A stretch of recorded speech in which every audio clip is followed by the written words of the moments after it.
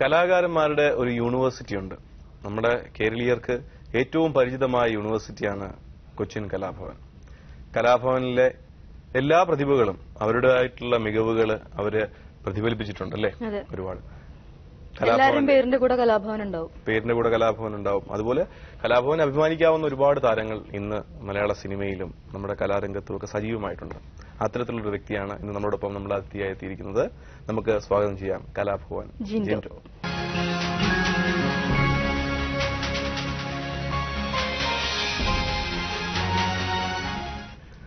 കലാഭവനിലെ യാത്രയിൽ നിന്ന് തന്നെ നമുക്ക് തുടങ്ങാം. എങ്ങനെയാണ് കലാഭവനിൽ എത്തിപ്പെട്ടത്? കലാഭവനിൽ എത്തിപ്പെട്ടതെന്ന് പറഞ്ഞു കഴിഞ്ഞാൽ എനിക്ക് ഒരു 7ാം ക്ലാസ് 8ാം ക്ലാസ് മുതൽ ഈ സ്റ്റേജിൽ കയറണം, മിമിക്രി കളിക്കണം, സിനിമയിൽ അഭിനയിക്കണം, ചാനലിൽ ഇങ്ങനെ വരണം എന്നൊക്കെ ഭയങ്കര ആഗ്രഹമുള്ള ഒരാളായിരുന്നു.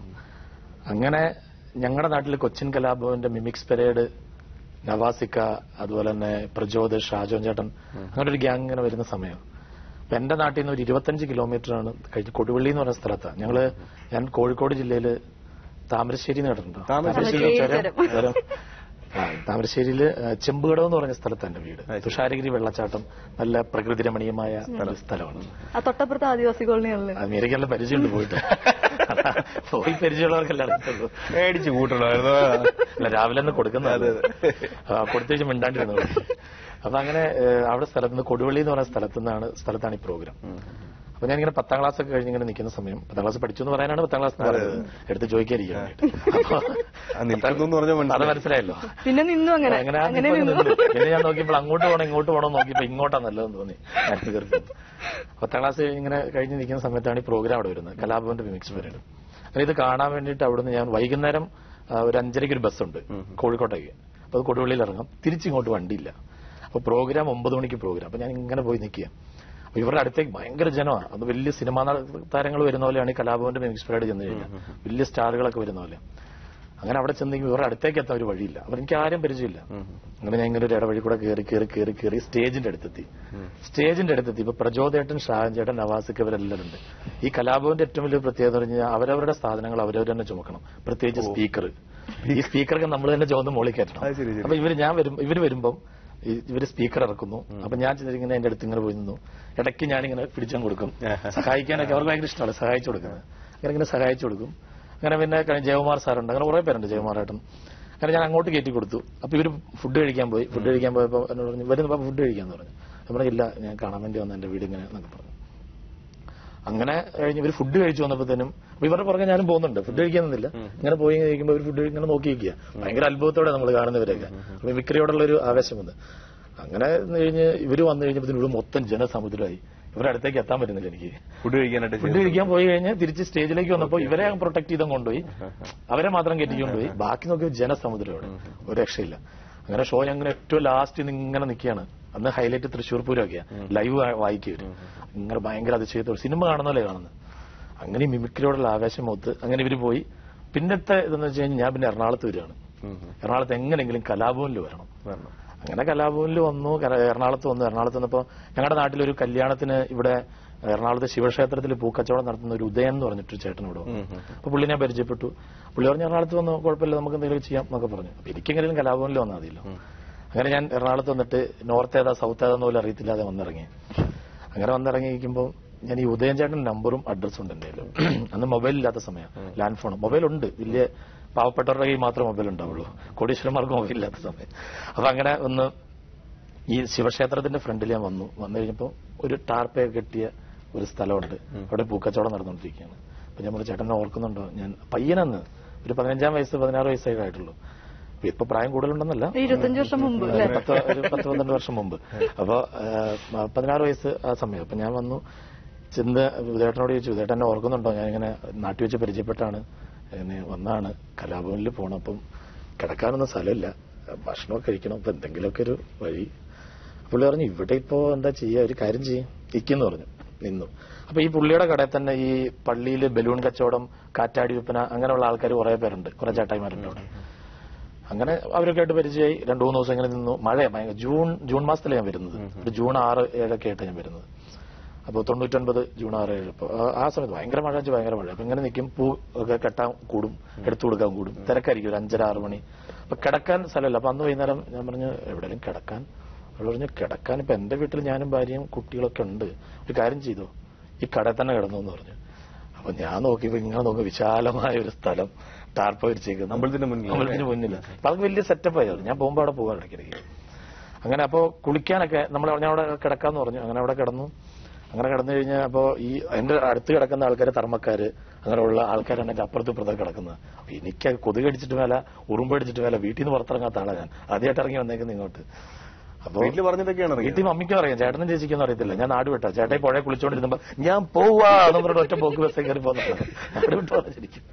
അപ്പൊ അങ്ങനെ ഒന്ന് ഇത് കഴിഞ്ഞ് ഈ നമുക്ക് കുളിക്കാനൊക്കെ നോർത്ത് റെയിൽവേ സ്റ്റേഷനിൽ വരണം. അപ്പൊ നോർത്ത് റെയിൽവേ സ്റ്റേഷനിൽ എന്ന് ഞാൻ ഈ നോർത്തിൽ വരും, നോർത്തിൽ തിരിച്ചു പോകുമ്പോൾ കലാഭവന്റെ ഫ്രണ്ടിൽ നിങ്ങൾ ഒന്ന് കുറേ നേരം നിൽക്കും. എങ്ങനെയും ഇതിന്റെ അകത്തൊന്ന് കയറണമല്ലോ, കലാഭവനിൽ കയറണം എന്നുള്ള ആഗ്രഹത്തിൽ ഇങ്ങനെ വന്നേക്കും. അങ്ങനെ കുറെ ദിവസങ്ങൾ 6-7 ദിവസമായി കഴിഞ്ഞു. അപ്പൊ ഞാൻ ഇവരുടെ കൂടെ ഇങ്ങനെ പോകും, ബലൂണിന്റെ പള്ളിപ്പെരുന്നാളിന് പോകും. ആ പള്ളി സ്ഥലത്തൊക്കെ പിന്നെ മിമിക്രി കളിക്കാൻ വേണ്ടി ചെന്നിട്ടുണ്ട്. ഒരു സന്തോഷം തോന്നും. അങ്ങനെ അവിടെ ചെന്ന് കഴിഞ്ഞ് ഈ ഒരു ദിവസം ഞാനിങ്ങനെ ഒരു വെള്ളിയാഴ്ച ഒരു ദിവസം ഞാൻ കുളിയൊക്കെ കഴിഞ്ഞ് ഇങ്ങനെ കലാഭവന്റെ ഫ്രണ്ട് വന്ന് ഇങ്ങനെ നിൽക്കാം. അങ്ങനെ നിന്ന് കഴിഞ്ഞപ്പോ കലാഭവൻ തുറന്നു കിടക്കുക. അപ്പൊ ഞാൻ ചെന്ന് കലാഭവൻ തുറന്നു കിടക്കുന്നത് ഒരു 7-8 മണിയായിട്ടുണ്ടാവും.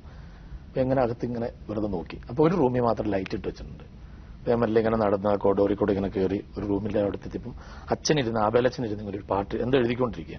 അങ്ങനെ മുകളിലേക്ക് നോക്കുന്ന അച്ഛന്റെ സ്റ്റൈലൊക്കെ ഉണ്ട്, ഇങ്ങനെ ഇരിക്കുള്ളൂ, എഴുതും, ഇങ്ങനെ ഇരിക്കും. അപ്പൊ ഇങ്ങനെ ഇരിക്കുക. അപ്പൊ ഞാനത് ആബേലച്ഛൻ എങ്ങനെ മുട്ടി, വാതിലെ മുട്ടി, കടന്നു വാ എന്ന് പറഞ്ഞു അച്ഛൻ. അപ്പൊ ഞങ്ങൾ കയറി ചെന്നു കഴിഞ്ഞപ്പം ഞാൻ പറഞ്ഞു അച്ഛാ എന്റെ പേര് ജിൻഡോ എന്നാണ്, ഞാൻ കോഴിക്കോടാണ് സ്ഥലം, ഇങ്ങനെ കലാഭവനിൽ വരണമെന്ന് ആഗ്രഹിച്ചു വന്നാണ്, അപ്പൊ എന്തെങ്കിലും ഒരു ചാൻസ് എനിക്ക് കിട്ടണം, എന്തെങ്കിലും ചെയ്യുമോ എന്ന് ചോദിച്ചു. ഞാൻ പറഞ്ഞ് മിമിക്രിയൊക്കെ അത്യാവശ്യം സ്കൂളിൽ കളിച്ചുള്ള പരിചയമുള്ളൂ നമുക്ക്. ഞാൻ പറഞ്ഞു എന്തെങ്കിലുമൊക്കെ ചെയ്യും, കുറച്ചൊക്കെ ചെയ്യുമെന്ന് പറഞ്ഞു. അപ്പൊ എന്തെങ്കിലും ചെയ്യാൻ പറഞ്ഞു. അങ്ങനെ ഞാൻ പണ്ട് കളിച്ചൊരു മോണാക്ട് ഒക്കെ എനിക്ക് ഓർമ്മ വന്നു. അപ്പൊ ആ മോണാക്ട് അവതരിപ്പിച്ചു. പിന്നെ മിമിക്രി നടന്മാരുടെ സൗണ്ട് എന്ന് പറഞ്ഞാൽ അന്ന് അനുകരിക്കുമ്പോൾ അതേ നമ്മുടെ സൗണ്ട് തന്നെ വരുന്നത്, പക്ഷെ ഡയലോഗ്സ് ഒക്കെ അറിയായിരുന്നു. അച്ഛൻ പറഞ്ഞു അതെ ഇപ്പൊ ഇവിടെ വേക്കൻസി ഒന്നും ഇല്ല, ഒരു കാര്യം ചെയ്യ്, കലാഭവനിൽ പഠിച്ചോ താൻ എന്ന് പറഞ്ഞു. കലാഭവനിൽ മിമിക്രി പഠിച്ചോളാൻ പറഞ്ഞു. അച്ഛൻ്റെ ട്രിക്ക് ആയിരുന്നത് കലാഭവനിൽ മിമിക്രി പഠിപ്പിക്കുക എന്നുള്ളത്. അപ്പൊ പിന്നെ എനിക്ക് മനസ്സിലായി അച്ഛൻ്റെ ട്രിക്ക് ആയിരുന്നു. അങ്ങനെ ഞാൻ പറഞ്ഞു പഠിക്കാന്ന് പറഞ്ഞു. അപ്പൊ പഠിക്കാനിപ്പോ ഞാൻ പറഞ്ഞു അച്ഛാ എനിക്കിവിടെ താമസിക്കാൻ സ്ഥലമില്ല, എങ്ങനെ ഇതായിരിക്കാണ്, ഇപ്പോ വേറെ ജോലിയില്ല, ഇവിടെ തന്നെ നിൽക്കണം, അപ്പൊ ഇങ്ങനെ ശിവക്ഷേത്രത്തിന്റെ അവിടെ കിടക്കുന്നതെന്നൊക്കെ പറഞ്ഞു. പക്ഷേ കുറെ നേരം ഇങ്ങനെ ആലോചിക്കുക. താനൊരു കാര്യം ചെയ്യ്, ഒരു 9 മണിയാകുമ്പോ ഇങ്ങ് വാ എന്ന് പറഞ്ഞു. ഞാൻ 9 മണി. അപ്പൊ എന്നോട് പറഞ്ഞു ഭക്ഷണം കഴിച്ചോന്ന് ചോദിച്ചു. പറഞ്ഞില്ല. അപ്പൊ അച്ഛന്റെ പോക്കറ്റിൽ നിന്ന് 20 രൂപ എടുത്തു തന്നു. പോയി ഭക്ഷണം കഴിച്ചോളാം പറഞ്ഞു രാവിലെ. ഞാൻ ഭക്ഷണം കഴിക്കാൻ പോയില്ല. ആ തെങ്ങിന്റെ ചോട്ടിൽ തന്നെ അവർ കലാഭവന്റെ ഫ്രണ്ടിൽ ഒരു തെങ്ങുണ്ട്, ഫേമസ് തെങ്ങ. അന്ന് ജയറാമേട്ടൻ മുതൽ ഇങ്ങ് സിദ്ദിഖ്ലാൽ മുതൽ എല്ലാവരും നിന്നിട്ടുള്ള തെങ്ങ അത്. കാരണം അങ്ങനെ ഒരു ഫേമസ് തെങ്ങ അത്. അപ്പൊ ആ തെങ്ങിന്റെ ഉള്ളിൽ ഇങ്ങനെ നിൽക്കാം. അങ്ങനെ നിന്ന് കഴിഞ്ഞ് എന്റെ പേടി ഈ ഗ്യാപ്പ്, ഞാൻ പോകുന്ന ഗ്യാപ്പിൽ വേറെ ആരെങ്കിലും കയറിയാലോ, 9 മണിക്ക് വരാൻ പറഞ്ഞല്ലോ, അപ്പൊ ആരെങ്കിലും വന്നാലോ അവർ സംശയത്തിന്റെ പുറത്ത് ഇങ്ങനെ നിൽക്കുക. അങ്ങനെ ഞാൻ അവിടെ നിന്നപ്പോൾ 9 മണിയായപ്പോൾ എൽസി ചേച്ചി വന്നു. അവിടെ എൽസി ചേച്ചി, നിഷ, 2 ചേച്ചിമാരുണ്ട് അവിടെ ഓഫീസ് നോക്കാം. അപ്പൊ ആ ചേച്ചിമാർ വന്നപ്പോൾ ഓഫീസ് തുറന്നപ്പോ ഞാൻ വീണ്ടും അച്ഛൻ്റെ അടുത്ത് ഇരുന്നു. അച്ഛനോട് പറഞ്ഞു വെച്ചാൽ ഞാൻ ഭക്ഷണം കഴിച്ചോ? ഞാൻ പറഞ്ഞു ഇല്ല പോയില്ല. എന്താ പറഞ്ഞു പോകുന്ന സമയത്ത് ആരെങ്കിലും വന്നാലോ അതുകൊണ്ട് പോയില്ല എന്ന് പറഞ്ഞു. അപ്പൊ അച്ഛൻ ഒരു ബെല്ലടിച്ചു. അപ്പൊ ചേച്ചി ഓടി വന്നു. ഇവനെ അറിയോ എന്ന് ചോദിച്ചു. ഇല്ല ചാ, ഇവനിവിടെ മിമിക്രി പഠിക്കണം എന്നാ പറഞ്ഞത്, ഇവന് താമസിക്കാൻ സ്ഥലമില്ല, ഇവന് സ്ഥലം കൊടുക്കണം, എന്താ ചെയ്യാ? എന്റെ ഭാഗ്യത്തിന് അവിടെ അച്ഛനെ നോക്കുന്ന അവിടെ ഒരു പിയൂൺ ഉണ്ടായിരുന്നു. അപ്പൊ അച്ഛനെ നോക്കുന്ന ഒരു പയ്യനുണ്ട്. അവന് പനി വന്ന് കിടക്കുക. അവൻ അച്ഛന്റെ കാര്യമൊന്നും നോക്കൂല. കുറെ ദിവസങ്ങളായിട്ട് അച്ഛൻ പട്ടിണിയാ. അച്ഛൻ തന്നെ അവിടെ കലാപുരത്തിന് താമസിക്കുന്നത്. അച്ഛൻ വേറെ ആരും ഇല്ല. അപ്പൊ അച്ഛൻ പറഞ്ഞു നമുക്ക് ആ അനീഷിനെ അങ്ങ് മാറ്റിയിട്ട് ഇവനെ അങ്ങ് നിർത്തിയാലോ എന്ന് ചോദിച്ചു. അപ്പൊ ഞാനിങ്ങനെ ഒരിക്കലും സന്തോഷം തോന്നി. ഒരാളെ അപ്പൊ എനിക്ക് ഒരാളെ മാറ്റിയിട്ടാണ് നിർത്താൻ പോകുന്നത്. അവൻ ശരിയാവുകയല്ല, ഇവനെ നിർത്തി നോക്കാം എന്ന് പറഞ്ഞു. അങ്ങനെ അനീഷ് മോളിൽ കിടപ്പുണ്ട്. അങ്ങനെ മോളിൽ ചെന്നപ്പോ അനീഷിനോട് പൊക്കോളാൻ പറഞ്ഞു. ഭാര്യയായിട്ട് ഞാൻ വീണ്ടും അവിടെ എൻട്രി ആയി. അവിടെ നിന്നു. അപ്പൊ എന്നോട് പറഞ്ഞു അതെ തനിക്ക് ഇവിടെ കിടക്കാം എന്റെ കൂടെ, പിന്നെ തനിക്ക് മാസം ഞാൻ 2000 രൂപ തരും. 2000 നേട്ടപ്പോ ഞാൻ ഞെട്ടി. ആദ്യമായിട്ടാണ് 2000 രൂപ എന്നൊക്കെ കേൾക്കുന്നത്. 400 രൂപയായിട്ട് വീട്ടിൽ നിന്ന് വന്ന ആളാ. 2000 രൂപയുടെ ശമ്പളം, മാസ ശമ്പളം. അങ്ങനെ ഞാൻ കലാഭവനിൽ അങ്ങനെ അന്ന് മുതൽ അങ്ങനെ അവിടെ ജോലി തുടങ്ങി. ഓഫീസ് ബോയ് ആയിട്ടാണ് തുടങ്ങുന്നത്. അപ്പൊ എനിക്കിങ്ങനെ കലാഭവന്റെ ആർട്ടിസ്റ്റുകൾ വരും. ഇപ്പൊ ഉറക്കമില്ല, കാരണം എല്ലാവരും വന്നു പോകും. ഒരു മിമിക്സ് പരേഡ് ഒരു രാത്രി വെളുപ്പിന് 2 മണിക്ക് വന്ന ഗാനമേളക്കാർ വരുന്ന 4 മണിക്കായിരിക്കും. ഇവർക്കൊക്കെ വാതിൽ തുറന്നു കൊടുക്കണം, സാധനങ്ങൾ എല്ലാം നമ്മൾ കൂടണം. അങ്ങനെ ഇരിക്കുന്ന സമയത്ത് ഇങ്ങനെ ഗാനമേള മിമിക്സ് പരേഡ് രണ്ടും രണ്ടായിട്ട് പോകുന്നത്. ഗാനമേളയുടെ ഇടയ്ക്ക് അരമണിക്കൂർ മിമിക്രി ഉണ്ട്. അപ്പൊ എനിക്ക് ഇങ്ങനെ ആവേശം മൂത്ത് നടക്കാം. സ്റ്റേജിൽ കയറണം, സ്റ്റേജിൽ എല്ലാ പരിപാടിക്കും ഞാൻ പോകും. അച്ഛനും ഞാനും ഈ ഇവരുടെ ഈ പെർഫോമൻസ് കാണാൻ വേണ്ടിയിട്ട് ഈ ഒളിച്ചു പോകുന്നൊരു പരിപാടി ഉണ്ട്. കാരണം ഇവരെന്താ കാണിക്കുന്ന അറിയണല്ലോ. പിന്നെ അച്ഛൻ പോയി ഒക്കെ വായിച്ചു. എറണാകുളത്തൊക്കെ പരിപാടി ഉണ്ടെങ്കിൽ അച്ഛൻ എന്നെ വിടും. അല്ലെങ്കിൽ പിന്നെ ഇവര് എന്താ വെച്ച് കഴിഞ്ഞാൽ പിന്നെ ഞങ്ങൾ തമ്മിൽ ഭയങ്കര ബന്ധമായി, ഞാനും അച്ഛനും തമ്മിൽ. അച്ഛൻ എനിക്ക് ചാവി എടുത്ത് എന്റെ കയ്യിൽ നിന്നിട്ട് പറഞ്ഞു ഇത് നിന്റെ വീടാണ്. ഒരു വർഷം അച്ഛനെ പരീക്ഷിച്ചു, കുറെ പരീക്ഷണങ്ങൾ നടത്തി. അച്ഛന്റെ പെട്ടിക്കകത്ത് പൈസ വെച്ചു, എന്നിട്ട് അത് എടുക്കുന്നുണ്ടോ എന്ന് നോക്കി. നമ്മളത് എടുക്കില്ല, നമുക്ക് അതിന്റെ ആവശ്യമില്ല, നമുക്ക് എങ്ങനെയും ഈസിയത് കയറിയാൽ മതി, പൈസ എടുത്തിട്ട് കാര്യമില്ല. അങ്ങനെ കുറെ പരീക്ഷണങ്ങൾ നടത്തി. അപ്പൊ അതിലൊക്കെ നമ്മൾ വിജയിച്ച് അച്ഛന് മനസ്സിലായി ഞാൻ ഇതിനു വേണ്ടി വന്ന ആളാണ്. എന്നോട് പറഞ്ഞു പഞ്ചായത്ത് പ്രസിഡന്റിന്റെ കത്തും പള്ളിയിലച്ഛന്റെ കത്തുമായിട്ട് വരണമെന്ന് പറഞ്ഞു. അത് ഞാൻ കള്ളനല്ല, നീ കള്ളനാണോ ചോദിച്ചിട്ടുണ്ട് ആദ്യം ഫസ്റ്റ് വന്നപ്പോ, നീ കള്ളനാണോ സത്യം പറ എന്നൊക്കെ പറഞ്ഞു. അവരല്ല അച്ഛ ഇങ്ങനെ വന്നതാണ്, അവസ്ഥ ഇതാണ്. ഓക്കെ, അങ്ങനെ എല്ലാ ആർട്ടിസ്റ്റുകളായിട്ട് ബന്ധമായി. അങ്ങനെ ഗാനമേളയുടെ ഇടയ്ക്ക് ഗാനമേളയ്ക്ക് പാട്ട് പാടുന്ന ആളുകളെയാണ് അനൗൺസ് ചെയ്യുന്നത്, ശരിക്കും കമ്പയർ ചെയ്യുന്നത്. അന്ന് ഈ ബാക്കിലിരുന്നുള്ള അനൗൺസ്മെന്റ് ഒക്കെ ഉള്ളൂ, ഫ്രണ്ടിലേക്ക് വന്നു തുടങ്ങിയിട്ടില്ല. അങ്ങനെ കലാഭവന്റെ ഗാനമേളയ്ക്ക് അനൗൺസ് ചെയ്യുന്ന ഒരു ഗുരുവായൂരുള്ള ഒരു ആർട്ടിസ്റ്റ് ഉണ്ട്. പുള്ളി പെട്ടെന്ന് അങ്ങ് ജോലി കിട്ടി, ദുബായിൽ ജോലി കിട്ടി അങ്ങ് പോയി കഴിഞ്ഞപ്പോൾ ഗാനമേളയ്ക്ക് പുറത്തുനിന്ന് നമ്മൾ ആർട്ടിസ്റ്റുകളെ വിളിക്കും, പക്ഷെ അനൗൺസ് ചെയ്യാൻ ആളില്ല.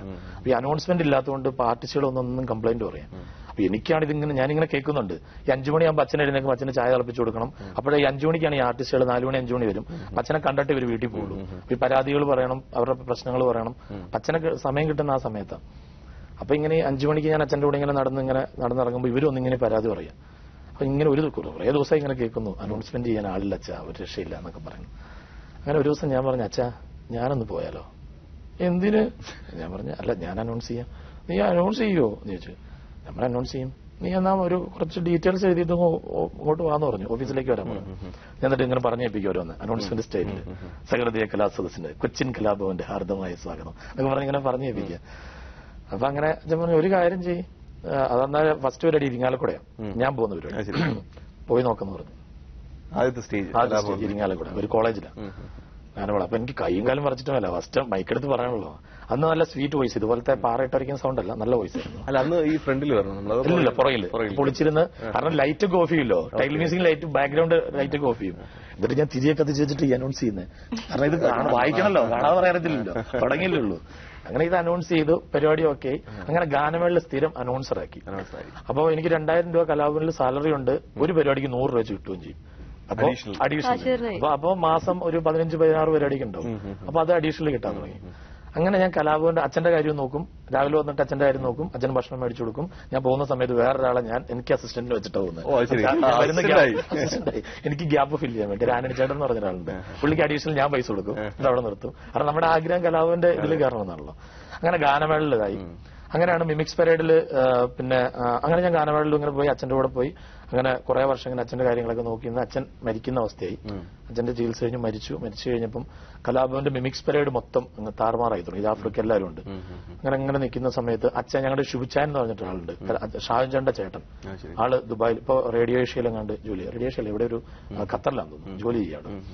അപ്പൊ അച്ഛൻ പോയ സമയത്ത് ജാഫ്രിക്കയും അവരെല്ലാരും പറഞ്ഞു ഒരു കാര്യം ചെയ്യും, അപ്പൊ ഗാനമേളയ്ക്ക് ഒരു പാട്ടുകാരൻ തന്നെ അനൗൺസർ ആയിട്ടുള്ള പാട്ടുകാരനുണ്ട്, നമുക്ക് വേണം യൂസ് ചെയ്യാം. അപ്പൊ ഗാനമേള എടുത്ത് ജിൻഡോനെ മിമിക്സ് പരേഡിലേക്ക് മാറ്റാന്ന് പറഞ്ഞു. അങ്ങനെ മിമിക്സ് പരേഡിൽ വന്നു. പിന്നെ മിമിക്സ് പരേഡിൽ വന്നു. മിമിക്സ് പരേഡ് കുറെ സ്റ്റേജുകൾ ഇങ്ങനെ പോയി. മിമിക്സ് പരേഡ് കഴിഞ്ഞ് പിന്നെ നേരെ ഇപ്പൊ സീരിയലിൽ അഭിനയിക്കാനുള്ള മോഹമായി. എങ്ങനെങ്കിലും സീരിയലിൽ കയറണം, സീരിയലിൽ അഭിനയിക്കണം. അങ്ങനെ കൈരളി ചാനലിലാണ് ഞാൻ ഫസ്റ്റ് അഭിനയിച്ച സീരിയല്. ക്ഷണിക്കാതെ വന്ന അതിഥി എന്ന് പറഞ്ഞിട്ട് കൈരളി ചാനൽ തുടങ്ങുന്ന സമയത്ത് നമ്മുടെ KG ജോർജ് സാർ സംവിധാനം ചെയ്ത സീരിയലില് 4 ചെറുപ്പക്കാരിൽ ഒരു ചെറുപ്പക്കാരൻ ഞാനായിരുന്നു. വന്നു. അങ്ങനെ സീരിയലിൽ വന്നു. പിന്നെ ജൂഡട്ടിപ്പേടി സാറിന്റെ സീരിയൽ, അതും ഇതിന്റെ അകത്ത് തന്നെയായിരുന്നു, അവസ്ഥാന്തരങ്ങള് കൈരളി ചാനലില്. അതിന്റെ അകത്ത് ചെറിയ വേഷം ചെയ്തു. പിന്നെ അത് വന്നു. പിന്നെ അങ്ങനെ കയറി ഓരോ സീരിയലായി ചെറിയ സിനിമകൾ ചെയ്തു. പിന്നെ സിനിമയിൽ അഭിനയിക്കണമെന്ന് മോഹം വന്ന് അങ്ങനെ മസനഗുഡി മന്നാടിയാർ സ്പീക്കിംഗ് എന്ന് പറഞ്ഞ സിനിമയിൽ ഞാൻ മണിച്ചേട്ടന്റെ അനിയൻ, കലാഭവൻ മണിച്ചേട്ടന്റെ അനിയൻ, പിന്നെ ലിൻഡു എന്ന് പറഞ്ഞൊരു പയ്യൻ, അങ്ങനെ ആ സിനിമയിൽ അഭിനയിച്ചു. പടം വിജയിച്ചില്ല, ലിൻഡു ഒക്കെ മരിച്ചു പോവുകയും ചെയ്തു. കാരണം ഭയങ്കര പ്രശ്നങ്ങളുള്ള ഒരു പടമായിരുന്നു. പക്ഷെ ഞങ്ങളെ സംബന്ധിച്ച് ഒരു നല്ലൊരു ഇതായിരുന്നു. സിനിമയിൽ അഭിനയിക്കാൻ ഒരു അവസരം കിട്ടി. അങ്ങനെ മസനഗുഡി മന്നാടിയാർ സ്പീക്കിംഗിൽ അഭിനയിച്ചു. പിന്നെ ഇങ്ങനെയൊക്കെ ആയി. എന്തൊക്കെയോ ഒന്നും അങ്ങോട്ട് ചോദിക്കേണ്ടി വന്നില്ല. അതാണ് ഫുള്ള് കഥയും പറഞ്ഞു. ഇനിയിപ്പോ എന്ത് ചോദിക്കുന്നത് ഞാനറിയാം. പിന്നെ വൈദ്യുതി അല്ല കഴിഞ്ഞു.